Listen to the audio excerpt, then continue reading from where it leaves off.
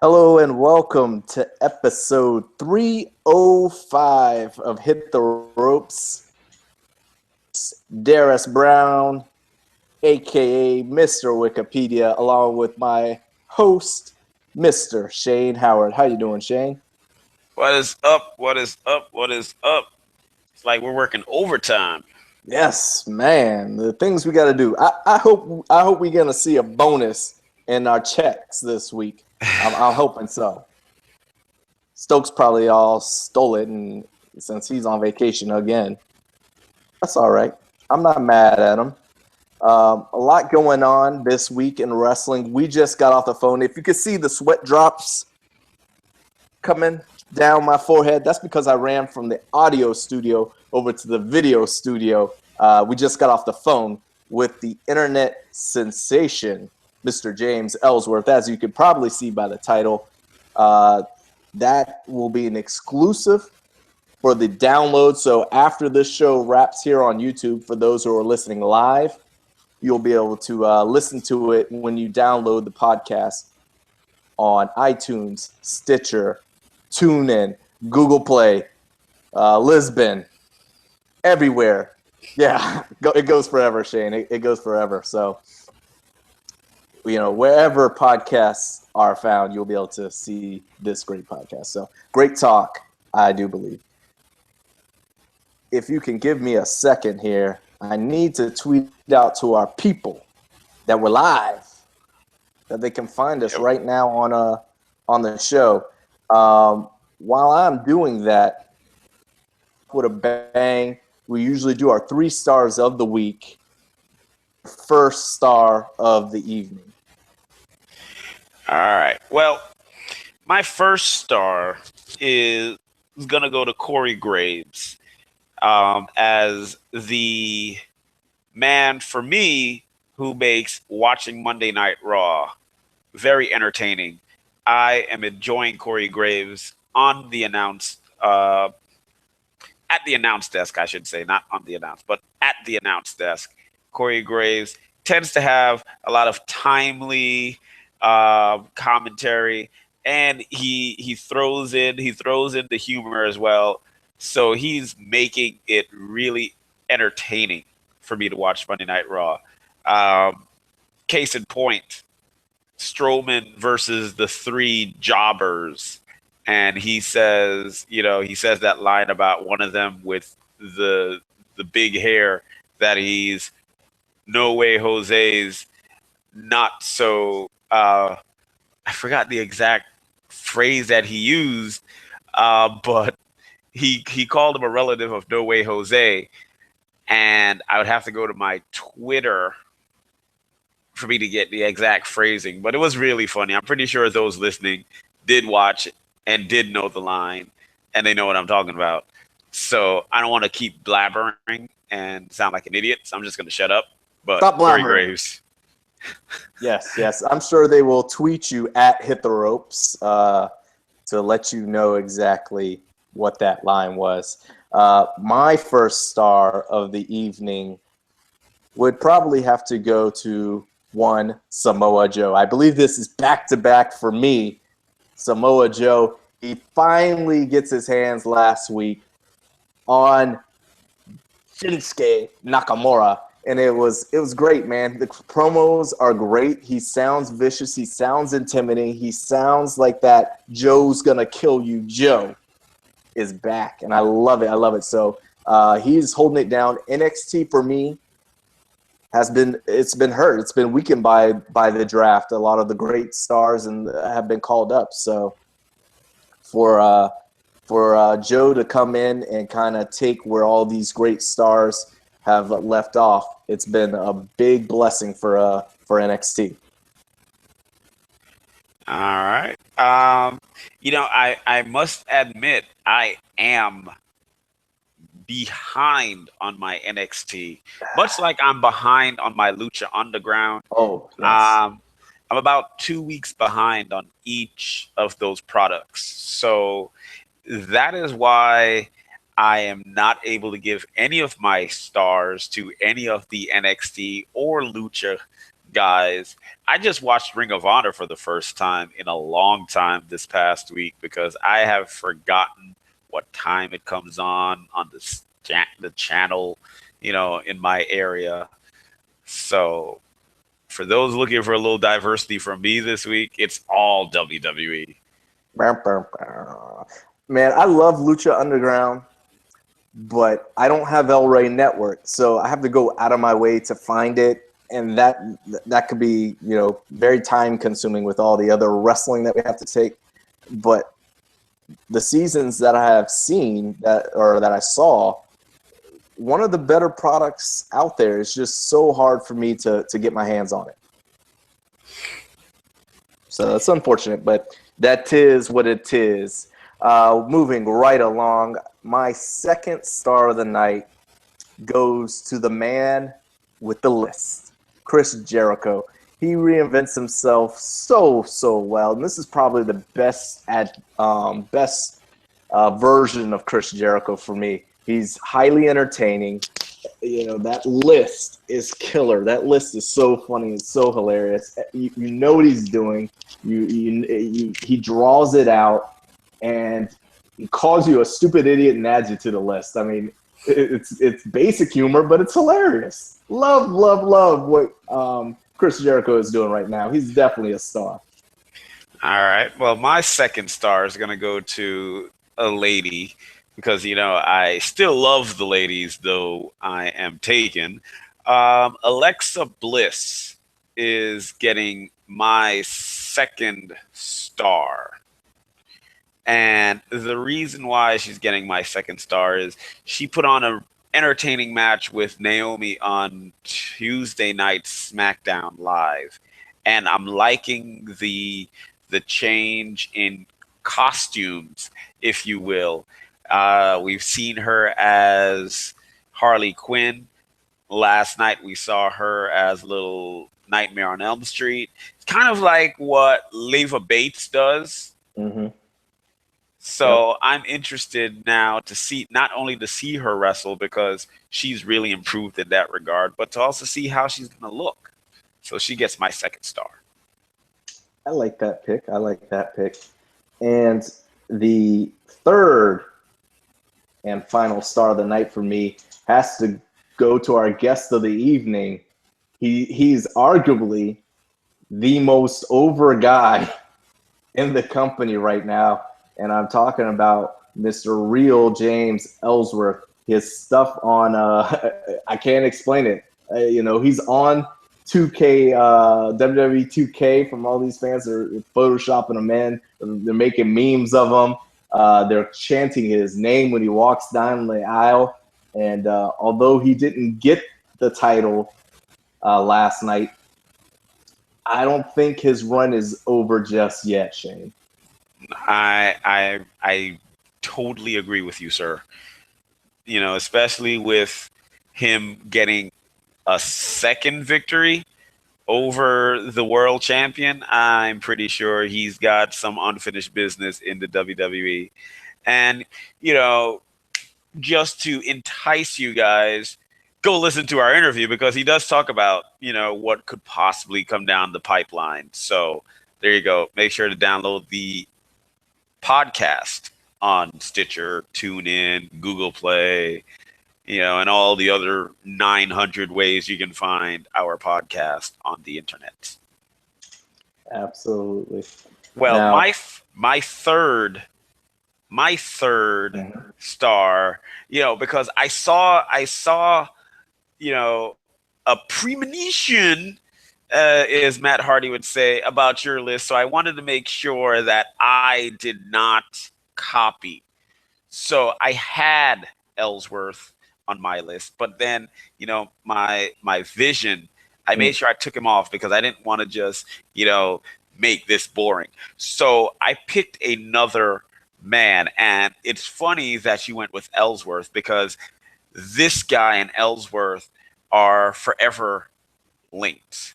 My third star is going to none other than Braun Strowman. Yes, I'm bigging up Braun Strowman because if you watched Monday Night Raw, when he took that one guy and threw him out of the ring, I nearly lost my shit. That was awesome. I loved it. And I was like, you know what? Braun Strowman is getting on my list. My list. Not Jericho's list, my list. Totally different list. Totally Different list, yes. And Mr. Ellsworth had some words for Mr. Strowman on the podcast you'll hear a little bit later. So that shocked me.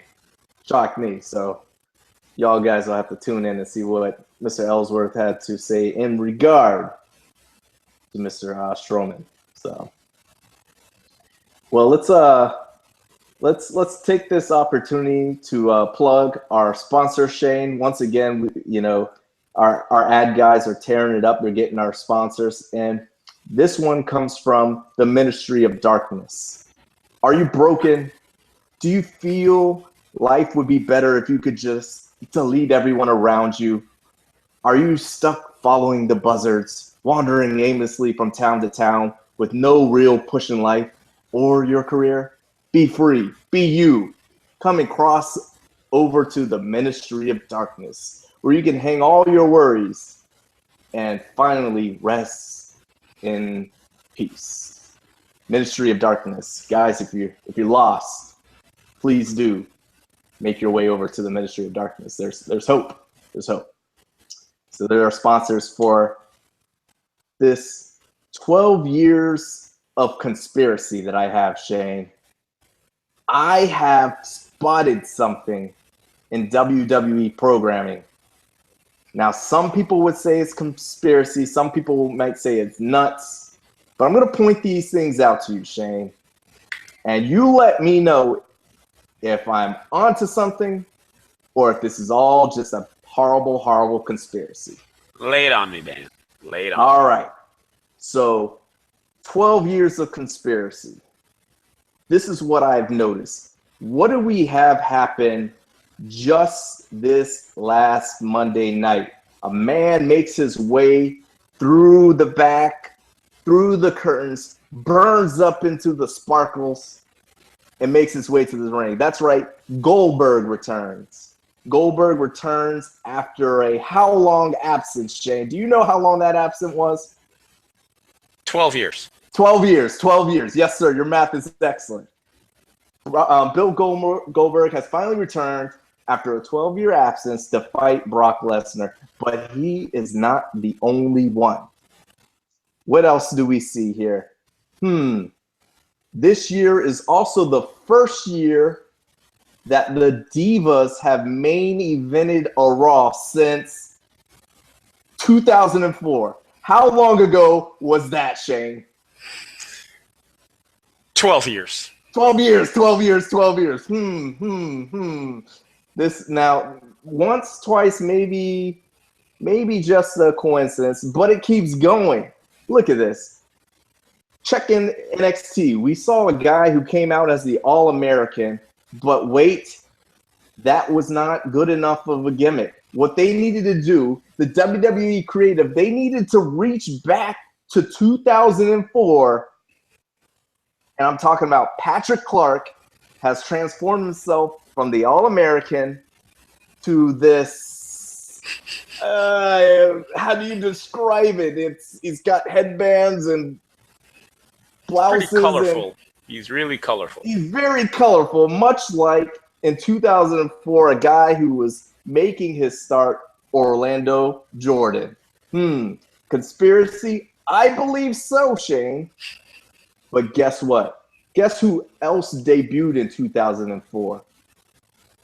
This man bit apples, and he played into his Caribbean heritage, one Carlito. Oh, I thought it was me. No, not you.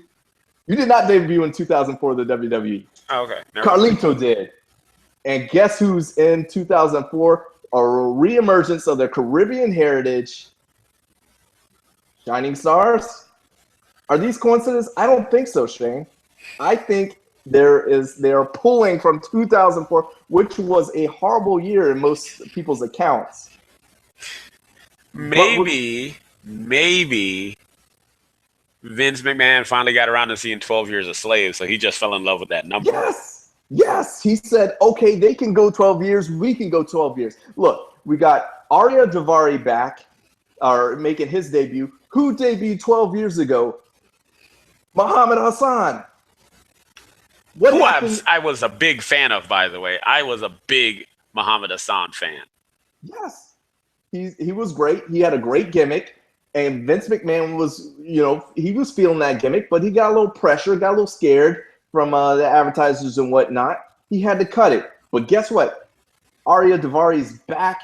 He can not back. I keep saying back. His brother was here. He is here, and now they can revive that gimmick that he loved so much that debuted 12 years ago in 2004. Shane, I think this is going on and on. We see the world greatest tag team end in 2004. Who comes up in 2016? American Alpha. Guess who was supposed to come up back to the WWE? Shelton Benjamin. I mean, this conspiracy goes on and on. Next thing we'll see is the first ever repeat of the women's hair versus hair. I think Sasha Banks versus Charlotte at Survivor Series. It's going to be hair versus hair. I can see it now. That is the conspiracy. Shane, am I onto something, or is this just all conspiracy talk? I don't know, man. You're proving your name as Mr. Wikipedia because you've got some pretty, hard-hitting facts right there that's kind of hard to dispute. As they say, what was old is new again. You see this in fashion. Something that was popular way back then becomes popular once again. So, wrestling works in cycles, I guess. 2004 is back in session. That's right. It definitely is. So guys, just go back to 2004, pull it up, and you're going to be able to, if you're into the spoilers, you're going to be able to see what's going on, what's going to trend for the rest of 2016. I'm sure of it. Now, tonight is the night of the big debate, Shane. You pointed that out to me. A lot of things are in the news. Have you seen our former guest, Maria? She's been all over the news, CNN, speaking against Trump's locker room talk. Where are you in this world of debate? Because we know that he's a former WWE guy. He's been in WrestleMania. He's hosted multiple WrestleManias at his Trump house. Where are you in this whole weird world of Donald Trump? Should he be taken over? Well, I don't know how the hit the ropes bigwigs look at things. I'm pretty sure they would prefer us to stay, pretty, partisan and not take any sides whatsoever. I'm not a Trump fan. I'm not a Hillary fan. On my voting registration card, I am an independent. But, this world just goes for either the elephant or the donkey. That's pretty much how people vote in this country when it comes to the presidency and the bigger candidates. Now, what I would like to see out of the two, I am going to hope that Hillary wins. That's my personal preference, because I'm not necessarily a fan of how Trump converses with people and how he puts his points out there and what his points are. I'm not really a fan of that, even though he's a fan of Vince McMahon and Linda McMahon, and we know that the McMahons have given money towards Trump in the past. I do watch their product. Does not mean I'm a fan of Donald Trump because I watch the WWE. I've never stayed in a Trump tower, so I've never given him my money in that regard. But I'm gonna hope that out of these two, it's Hillary. Just because there's a lot of stuff coming out right now where you can see people showing their true colors, and it's not necessarily a good thing to see these true colors because of how the current climate of this world is. Case in point, and then I'll shut up. We have a neighbor, and he's a Vietnam War vet, and he moved in a couple months after we moved into the house, and he's got his Vietnamese wife with 2 children. Now he's this older guy. She's probably, a little older than me, but he's probably about a good 15 years on her. They got 2 kids, and yesterday morning he sees my fiance on her way to work. So he strikes up a conversation with her, and they turn to politics, and he says that he's gonna vote for Trump, and he says because I like what he's saying about these immigrants. Some of these immigrants gotta go, and she says, you do realize that you're talking to an immigrant because myself and her were both from Jamaica. He's like, oh, well, you're one of the good ones. You're one of the good ones. No, it's not you. So she says, you do realize that your wife is Vietnamese. He says, oh, I never thought about that. Oh, you make a good point. See, these are the type of people who are voting for Trump. So, I don't want Trump winning. Yeah, it'll be an interesting world here. I'm getting personal messages to avoid the Trump talk, but if we lose some people who are voting for Trump, maybe for the better. But let's transition from the election, the debate, and let's get back to some wrestling news. And something curious is popping up. Multiple photos of the dead man looking almost dead as he's hobbling around after hip surgery on crutches, looking older than ever. We saw a Goldberg return.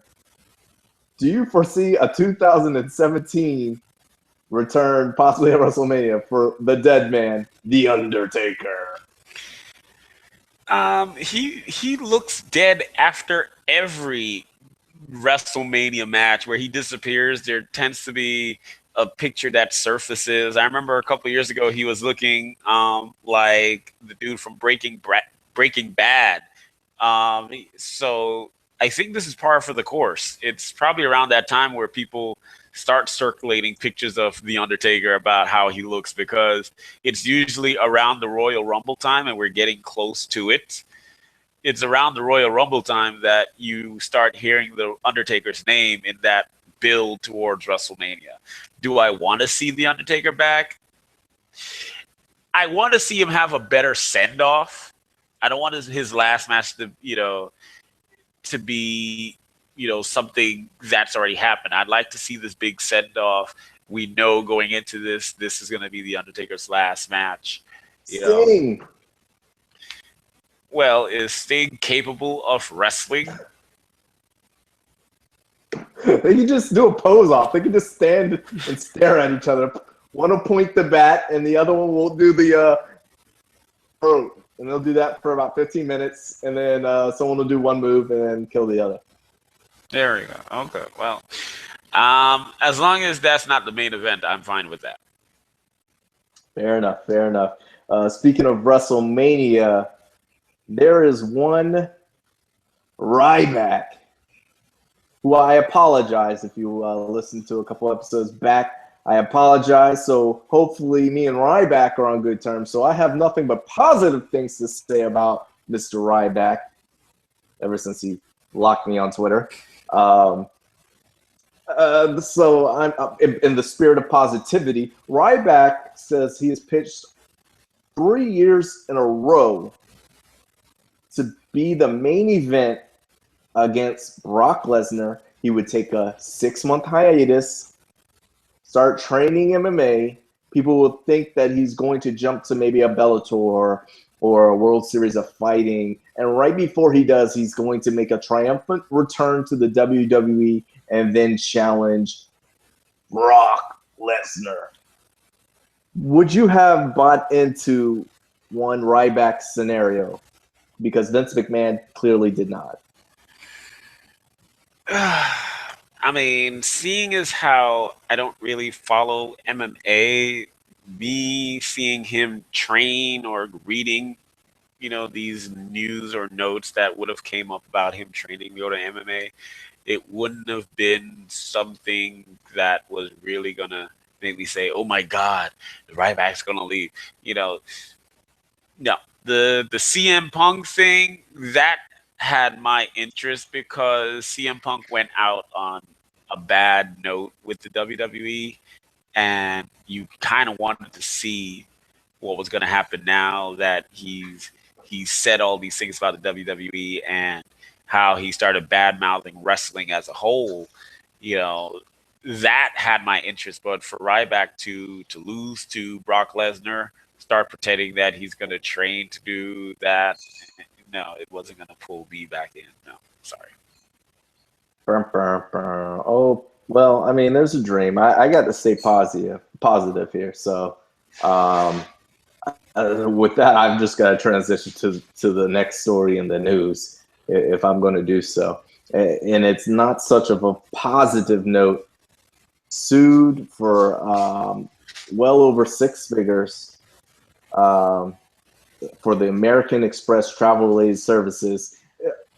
Possible bankruptcy, they're talking. We're talking they don't have enough. They shot a bunch of episodes, but I don't know if they'll be able to pay. There's all kinds of rumors going out there. Is this the last we see of TNA?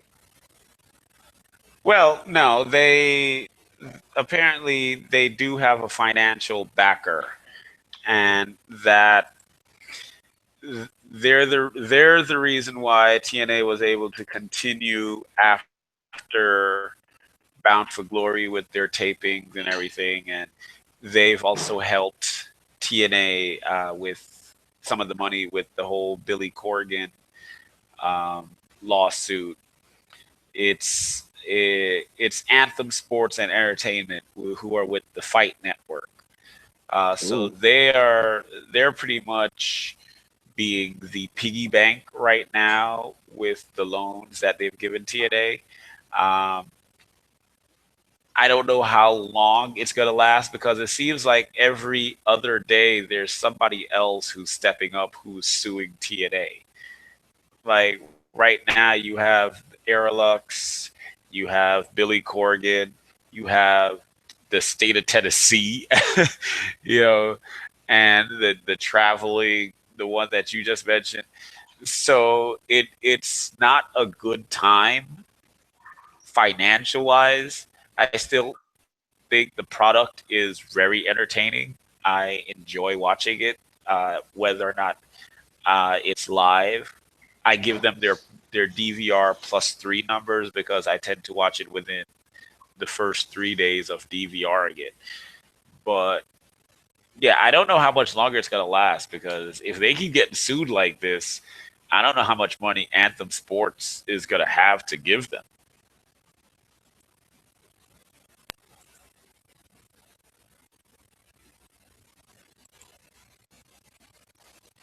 Are you there? Yeah, I froze there. My computer froze. You were telling all last I heard you were you give them their DVR plus three, but that's all good. So I was actually checking the status of my lawsuit. I am also suing TNA for the periods of 2012 through 2014, where I just couldn't watch the product. So that was detriment to my health.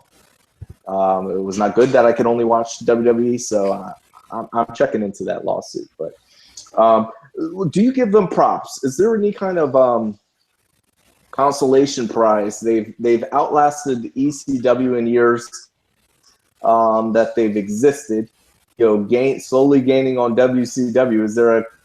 Is there a consolation prize, or once you're done, whoop, sorry, gone. Sell your tape deck to WWE. It was good to have you while you were around. No, they should be happy to know that. As much ridicule as they've gotten, and as much controversy as there has been, they have contributed to the wrestling landscape in their time here. Um, they had a whole lot of homegrown talent who is either still with them or has gone on to bigger and better. Um, because that those companies might not be struggling as TNA currently is, but you think of the AJ Styles, you think of the Bobby Roodes, you think of the James Storms. Uh, I mean, Consequences Creed, who's now Xavier Woods. These are just four names of guys who started in TNA, or they got their big break in TNA, and now they're much bigger names. And you have the six-sided ring, whether you like it or not. It was something different, and they had their X division, which at one point was this great thing, just like in the WCW with their cruiserweight division. So there are some positives to TNA's legacy. I don't know if the good will outweigh the bad, because they would always throw Dixie Carter on TV every week, regardless of how bad she is on camera. But TNA does have some fond memories with me, and I'm happy that they've continued to last, and I'm hoping that things get righted so that they can continue. Yeah, I mean, I guess they've taped through January. If so, that buys them some time to be able to figure it out and hopefully get some better sponsors. But if you're on a network that not everyone has, that may prove difficult to do so. So I guess it is a wait and see in that department. Hopefully they do pull through. Now, I know that you are not 100% caught up on all your live shows, and I don't believe you have the network, but you are resourceful and you find your ways. But if you have seen the Legends talk, I forget the title, but it's something to that degree, where JBL sits down. He sat down with one Bruno Sammartino. And were you able to catch that conversation at all? First, let me just mention, I forgot who this week on WWE TV talked about. I think it was the New Day, who talked about sharing network, the WWE network passwords. So yes, I'm very resourceful. Where there's a will, there's a way, there's a Shane. As for the Legends with Bruno Sammartino, no, I did not watch it. I only view the only things on the network I watch are NXT, the Cruiserweight Championship, and that's really it. Sometimes Talking Smack, but that's really it. The other shows I haven't watched. Holy Foley, Legends House I did watch, but yeah, no, didn't watch Bruno Sammartino. Not a fan of Bruno Sammartino. He was before my time, and I didn't really go out of my way to see, him back then. I can understand that. Way before our time, and the style of wrestling compared to the style of today, much slower, much more basic in nature. But being that he is a legend, I had to tune in, and they gave a great story in a great background. But why I bring him up is he had some interesting comments on a guy that you have seen, you have watched, you do know, Hulk Hogan. Asked about one Hulk Hogan. And Bruno Sammartino, the great, if people don't know, if people aren't familiar, he's had a title reign of nearly like 12 years in two different reigns. So basically, he is the longest reigning world heavyweight champion ever. So that's his credibility. That's what he brings to the table. But what he had to say about Hulk Hogan was, I was never impressed with his quality in the ring, which a lot of people would agree. But what he said was very curious to me. He said that he was the world champion, he being Hulk Hogan, and Philly were down. They brought Bruno back to sell out the arenas. Now, mind you, Bruno at this time, this was the early 80s, and Bruno was north of 50. So very old. He didn't want to get back in the ring. He had previously been doing some commentating, but he said that Hulk Hogan could not sell out arenas if they had to turn around and go back. Now, Shane, I know you recall because you were in the building when we spoke to one Jimmy Snuka.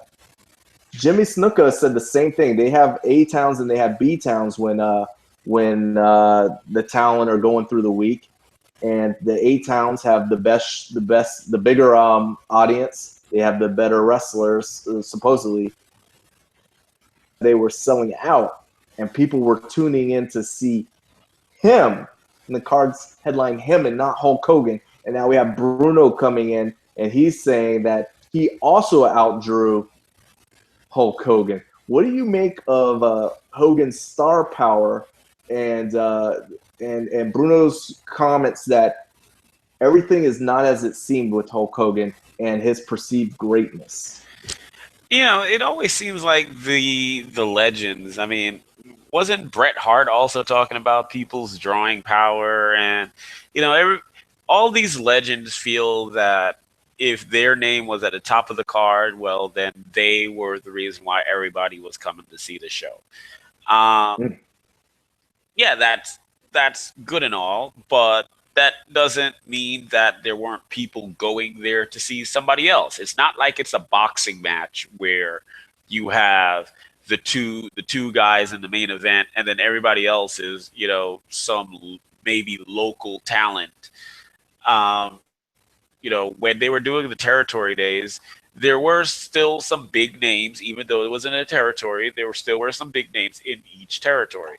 So for them to say, well, I was doing all the drawing, well, you probably drew a lot of people, but let's not say that you were the reason why every single Jack and Jill that was in the crowd came there. You know, if I'm going to a wrestling match and the main event is Roman Reigns and John Cena, that doesn't necessarily mean that's the reason why I'm going to this show, because I might not be a Roman Reigns fan or a John Cena fan. I could be going because there's a tag team title match between Enzo Amore and Big Cass versus, you know, Kevin Owens and Chris Jericho, for example. If that could be the match that I'm going to see. You know, I could also be a fan of some of the divas. So I'm going there for all of those things. I really don't give two rats what these legends are saying about who is drawing who, because how are you going to prove it?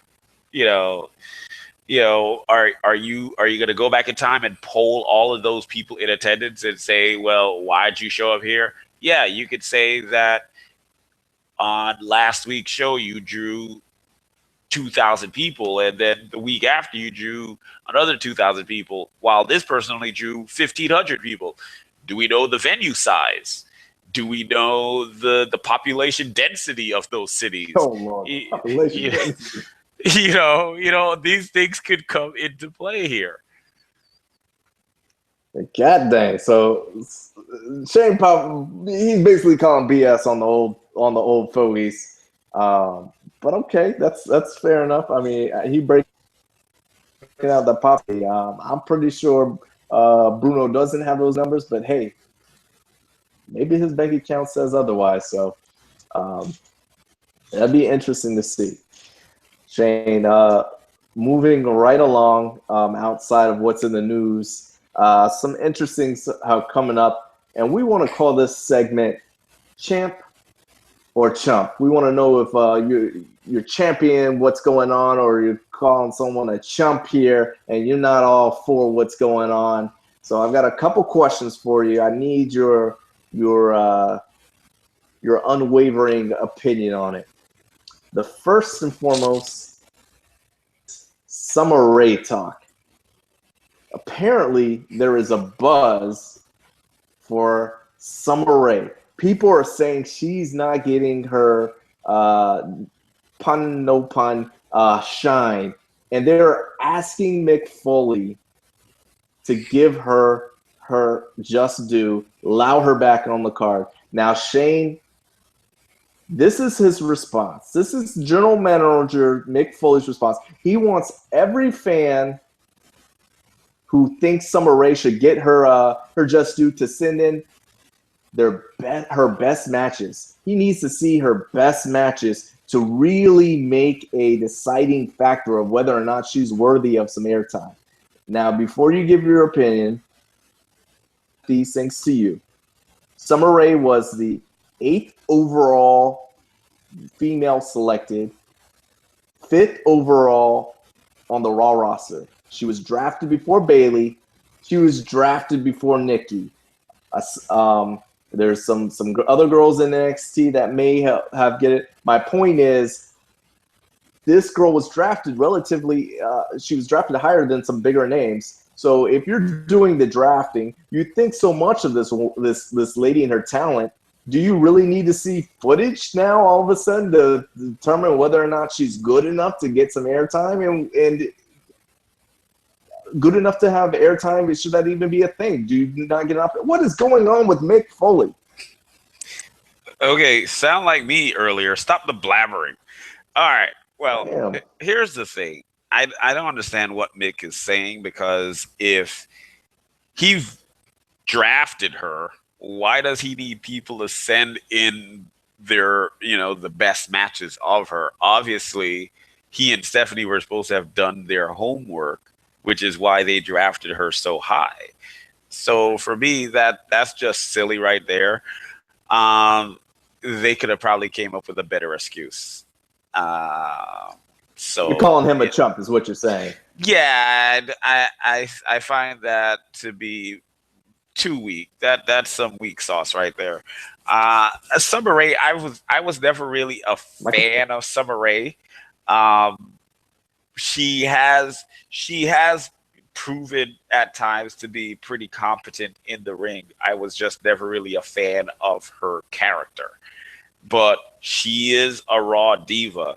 I'm not entirely sure what's going on with the Raw women, because all we tend to see on Raw is Dana, Bayley, Charlotte, and Sasha.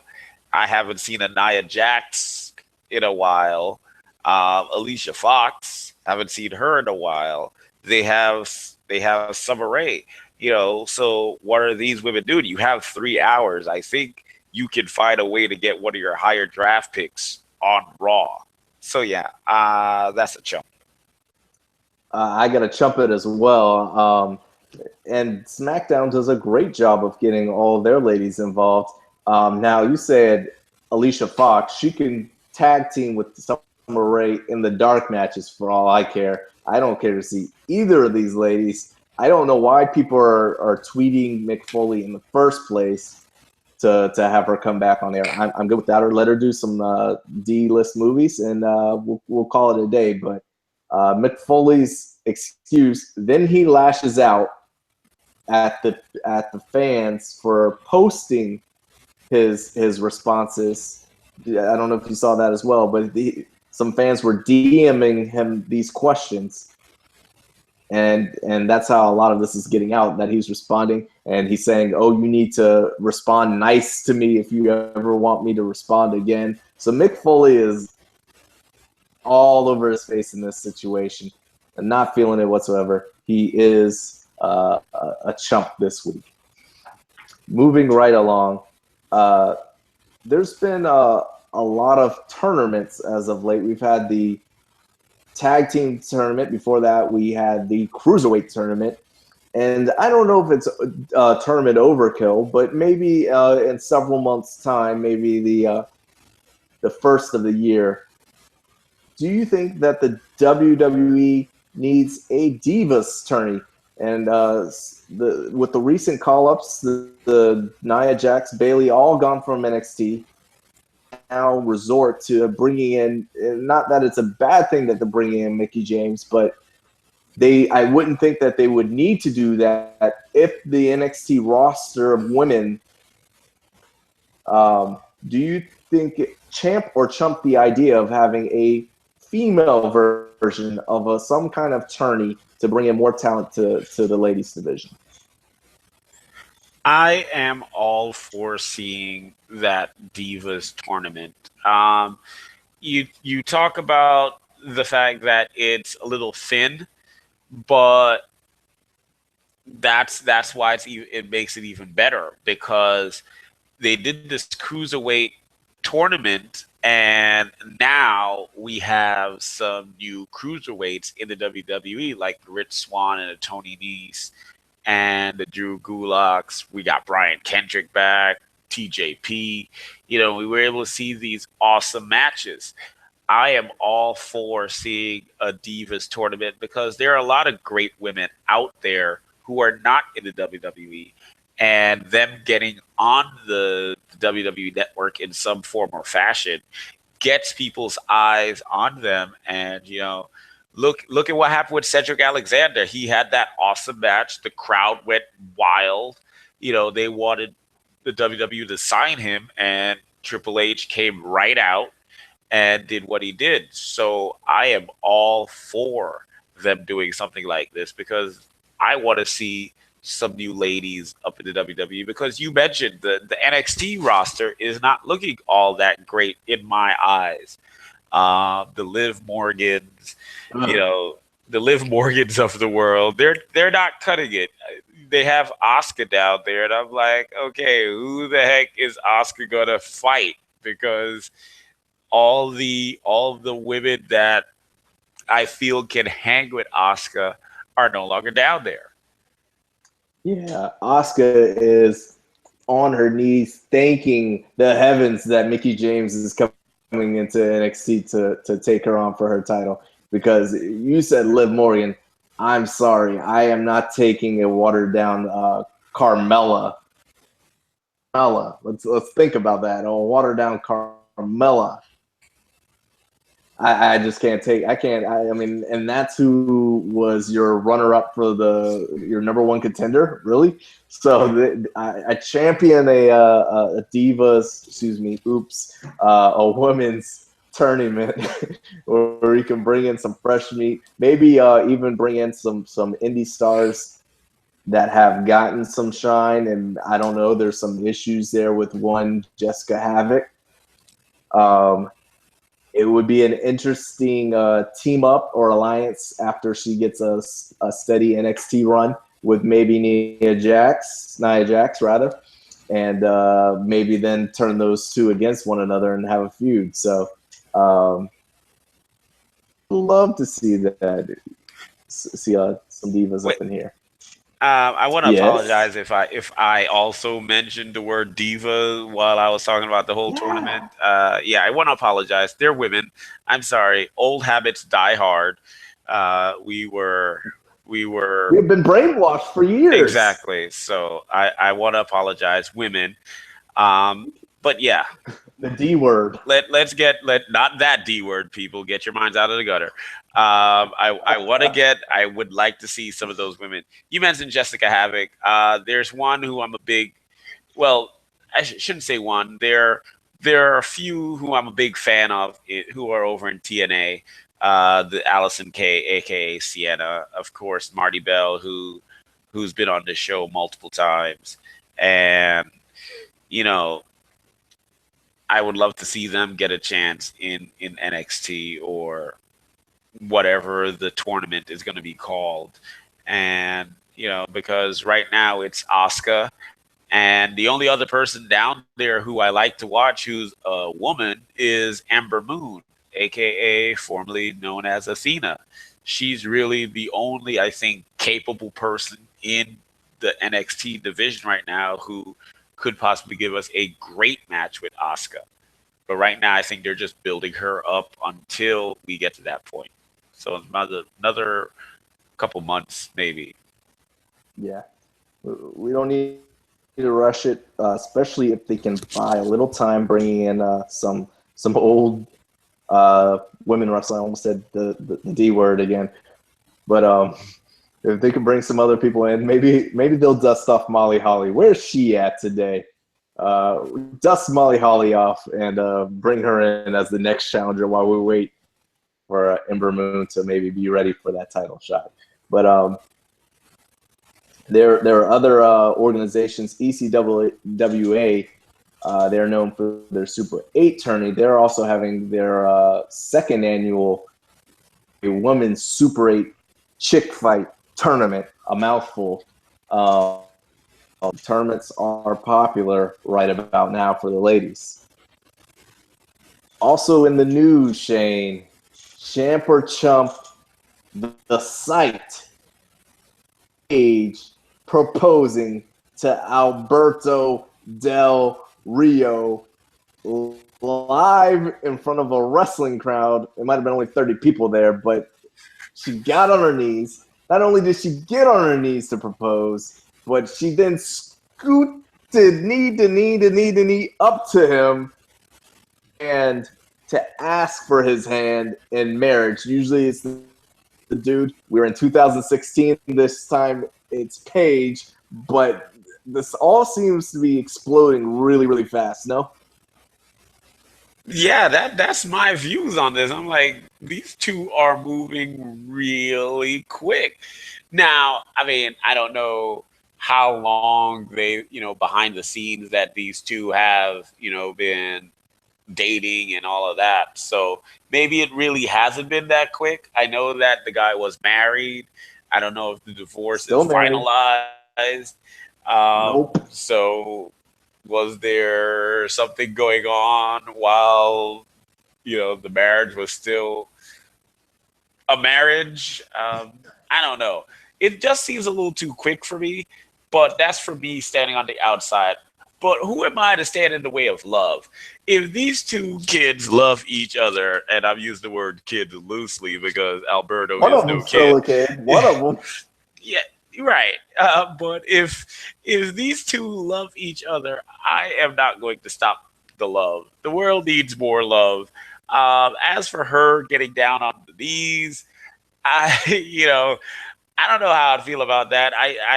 I'm still old fashioned in the way that I think the guy should be the one asking for the hand in marriage, but I'm champing it just for love. Ooh, championing for love. Not surprising, the Caribbean Playboy would champion love, the hopeless romantic that he is. I'm torn. I'm torn. I'm confused. Now, like you said, you can't tell another person when they can when they're in love and when it's right to get married. So for all that, their business is their business. But she made it public in public, so this is not a private matter anymore. So she has brought this to us for discussion, I feel.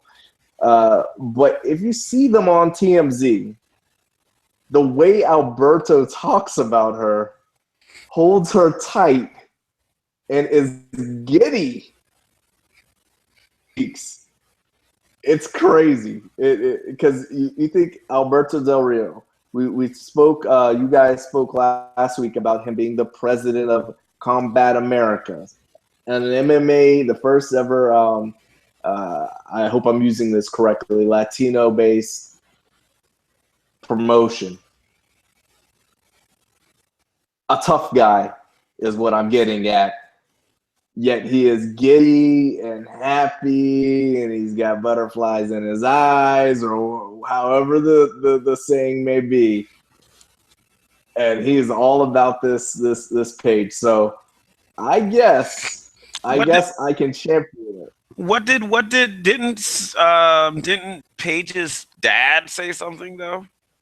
Yes, he did the old tweeted and deleted. It was on Facebook, but tweet and delete is rhymes better. But he says he's putting his now this is his saying. This is word for word. Putting his out there, then saying no more. about it to anyone. I am totally against my daughter marrying that man. Statement over. That man, not Alberto Del Rio, not the former WWE champion, not the president of Combat America. That man. That is some harsh words and harsh language. He later deleted that post because he, true or not true, he probably shouldn't put that business on out there. But what do you think about that man? I don't think Mr. Ricky Knight is a fan of Mr. Del Rio El Patron. Maybe Nah. he didn't pay for him to come out there to one of those shows. Maybe Paige, proposing to Alberto rubbed Ricky Knight the wrong way, because maybe Ricky Knight's like me and is old fashioned and wants the man to go down on one knee and make the proposal. I don't know. I just don't think it's a good look. Yeah, very interesting, very touchy subject there. But Daddy ain't happy that Alberto's trying to take Daddy's girl away from him. So I guess Paige will allow this to play out in front of all of our eyes. So I guess we will be updated as it goes. We're coming to a close here. I do want to touch on a couple things because we're not going to be able to touch on them for another 365 days. A lot of things have happened this day in history. One, probably, I believe this is a inspiration of our sponsor. Our tonight's sponsor was the Ministry of Darkness. And tonight, October 19th, 1998, Shane, the forming of the Ministry of Darkness. Coincidence? I think not. I think not. A lot of history there. Paul Bearer reunites with The Undertaker, and they form this Ministry of Darkness. Come some years later, they're sponsoring the Hit the Ropes podcast. That's a beautiful thing, my friend.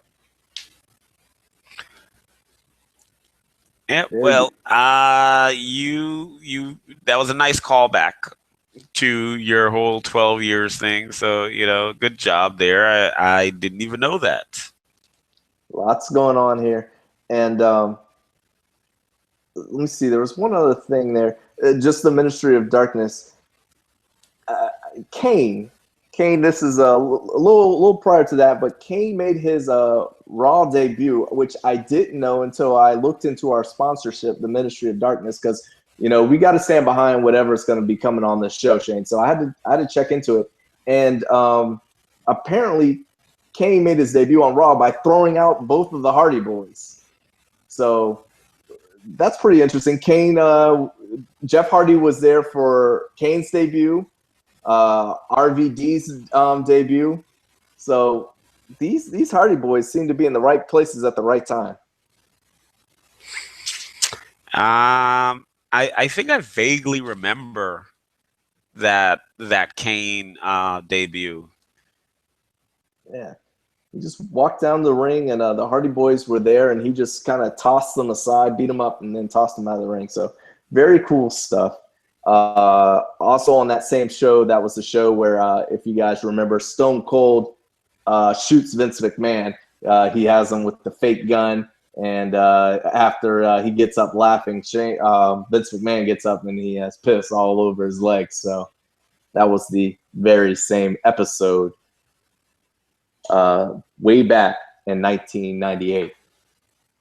But Shane, we are coming to a close here on the live portion of the Hit the Ropes broadcast. But for everybody who's tuning in now or tuning into YouTube, we did speak to one James, the sensation that is rocking the nation. He is going to be on our podcast. Just tune in on iTunes, episode 305, the same one you're listening to right now, and you will hear that very immediate interview where he talks about his experience on SmackDown, his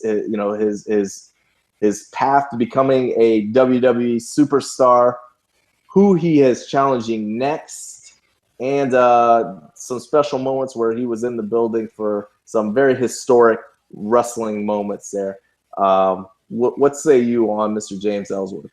I'm currently on my phone right now doing the Instagram thing. So, people know that they can go and find that episode once that episode is posted on iTunes and Google Play and Lisbon and all of that. So just make sure you find us on Instagram at Hit the Ropes. That's our Instagram handle. I'm going to post that picture real soon to let everybody know that he did stop by Hit the Ropes Radio. And, we spoke with the guy for about 30 minutes. Definitely check it out after, it's going to go on right after our full show. So if you missed any part of it, you can listen to this and then listen to us talk to Mr. James Ellsworth. Absolutely.